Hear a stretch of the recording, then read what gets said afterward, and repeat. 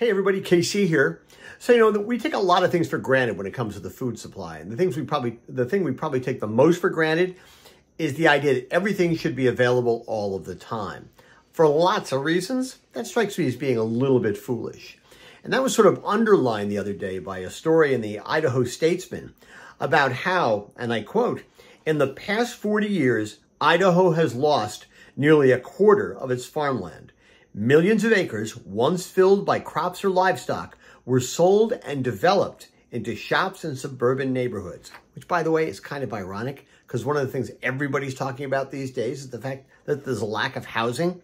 Anyway, at its peak, the story says, in the late 50s and early 60s, there were more than 15 million acres of farmland and about 30,000 farms in Idaho. Now, there's about 11.5 million acres and less than 23,000 farms, according to the U.S. Census of Agriculture. They cover 22% of Idaho land. The state has about 50 million acres in total. And the thing is, farms always have been sort of an integral part of the Idaho economy. Not that anybody who's doing the actual farming is making a ton of money. According to the story, the average income per farm in Idaho in 2022 was $42,336 a year. And the thing is, land is expensive and farming doesn't make a lot of economic sense for a lot of folks. Selling it for housing, well, you can't really blame them. It's one way to make a killing, and it's one way to find some kind of economic stability that farming may just not provide. The other problem is that, frankly, farmers are aging out. Again, from the story, more than a third of farmers in the state are over age 65.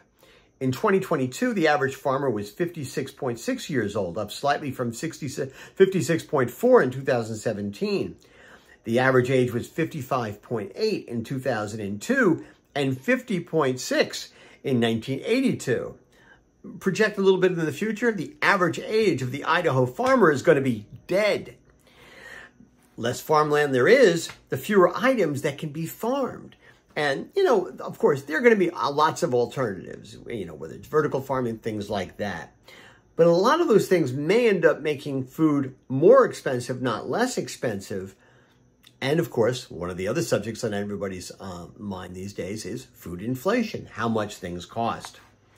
Now, listen, the thing is, my experience with farms, to be honest, is a little bit limited. I've driven by a bunch of them, but I don't think I've ever spent any real time on any one farm. But I can't help but feel that down the road, the kind of things we're seeing in Idaho is going to have implications. It's going to impact the food supply, and it's going to impact the public policy that both enables and supports the way food is raised in this country.